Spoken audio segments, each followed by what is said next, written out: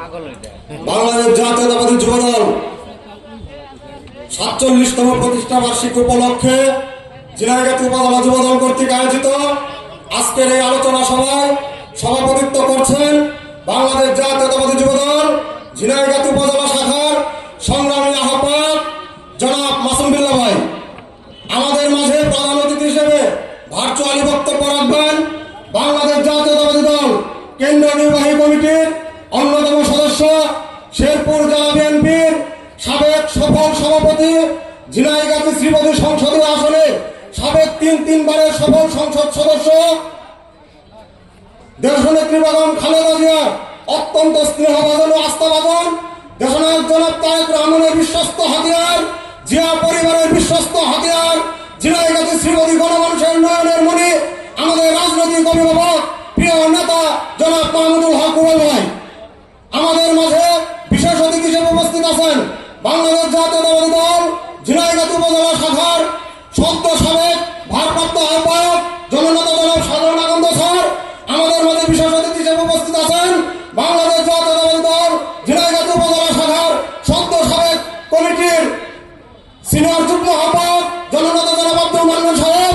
আমাদের মাঝে বিশেষ অতিথি হিসেবে উপস্থিত আছেন বাংলাদেশ জাতীয়তাবাদী দল ঝিনাইগাতি উপজেলা শাখার সদ্য সাবেক কমিটির সংগ্রামী যুগ্ম আহ্বায়ক মালিকানন্দ ইউনিয়ন বিএনপির সংগ্রামী সভাপতি জননেতা জনাব লুৎফর আহমেদ সাহেব সহ ঝিনাইগাতি উপজেলা বিএনপির নেতৃবৃন্দ, অঙ্গ সহযোগী সংগঠনের নেতৃবৃন্দ এবং আমার প্রাণের সংগঠন ঝিনাইগাতি উপজেলা যুবদলের সর্বস্তরের নেতৃবৃন্দ, যুগ্ম আহ্বায়কবৃন্দ এবং 7টি ইউনিয়নের নেতৃবৃন্দ ও 63টি ওয়ার্ড থেকে আগত নেতৃবৃন্দ, সকলকে আমার সালাম, আসসালামু আলাইকুম।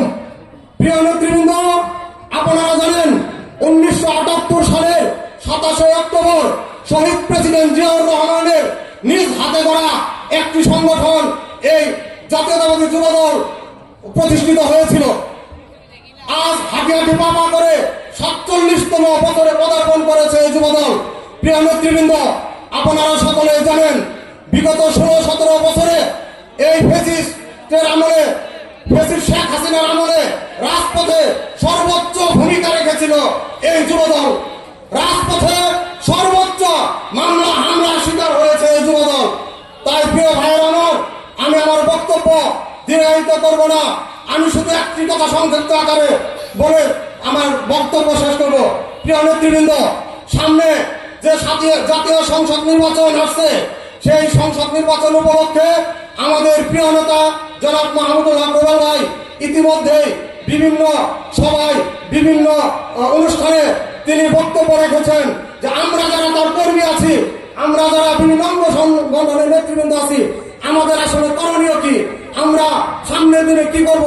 তিনি ইতিমধ্যে বলেছেন আমরা যারা ওয়ার্ড পর্যায়ের নেতৃবৃন্দ আছি, ইউনিয়ন পর্যায়ের নেতৃবৃন্দ আছি, আমরা যেন স্ব ওয়ার্ডে আমাদের পরিবার, আমাদের আত্মীয় স্বজন, আমাদের পাড়া প্রতিবেশী এবং আমাদের যারা শুভাকাঙ্ক্ষী আছেন তাদের কাছে আমাদেরকে যেতে হবে, তাদের কাছে আমাদেরকে রুবেল ভাইয়ের পক্ষে, ধানের শীষের পক্ষে ভোট প্রার্থনা করতে হবে। প্রিয় ভাইরা আমার, তাই আমি আমার 7টি ইউনিয়নের নেতৃবৃন্দ এমনকি 63টি ওয়ার্ডের যুবদলের নেতৃবৃন্দদেরকে বলতে চাই, আপনারা প্রথমে আপনাদের পরিবারের সদস্যবৃন্দ, আপনাদের আত্মীয় স্বজন, আপনাদের পাড়া প্রতিবেশী এবং আপনাদের ওয়ার্ড ভিত্তিক নেতৃবৃন্দদের কাছে যান, যে রুবেল ভাইয়ের কথা বলেন, মা বোনদের কাছে যান, যে রুবেল ভাইয়ের কথা বলেন, ধানের শীষের পক্ষে কথা বলেন। প্রিয় ভাইয়ের আমার, আমি আরেকটি কথা বলতে চাই, আমরা যারা ধানের শীষ করি, আমরা যারা ওয়ার্ড পর্যায়ের নেতৃবৃন্দ আছি, আমরা যারা ইউনিয়নের নেতৃবৃন্দ আছি, আমাদের সকলের আত্মীয় স্বজন, সকলের আমাদের শুভাকাঙ্ক্ষী সবাই কি বিএনপি সমর্থক? সবাই কিন্তু বিএনপি সমর্থক না। এখানে অন্য মতাদর্শ লোকজন আছে, এখানে সাধারণ ভোটাররা আছে। সেই জন্য আমাদের সর্বপ্রথম আমাদের এই সাধারণ ভোটারদের কাছে যেতে হবে। প্রিয় ভাইরা আমার, আমি ব্যক্তিগতভাবে আমার এলাকার, আমার আত্মীয় স্বজন, আমার পরিবার, আমার শুভাকাঙ্ক্ষী সহ প্রায় 300 লোকের লিস্ট আমি করেছি। এই 300 লোকের লিস্টের মধ্যে অলরেডি আমি 150 লোকের কাছে আমি গিয়েছি যে ধানের শীষের পক্ষে তাদের কাছে ভোট প্রার্থনা করেছি, রুবেল ভাইয়ের পক্ষে তাদের কাছে ভোট প্রার্থনা করেছি। প্রিয় ভাইয়েরা আমার, ইতিমধ্যেই আমরা যারা রুবেল ভাইয়ের কর্মী আছি, আমরা যদি আজকে শুনি যে রুবেল ভাই অমুক একটি অনুষ্ঠানে আসবেন।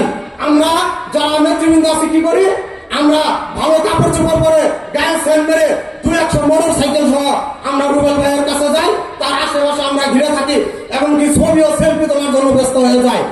এই রাজনীতি আর চলবে না প্রিয় ভাইরা আমার।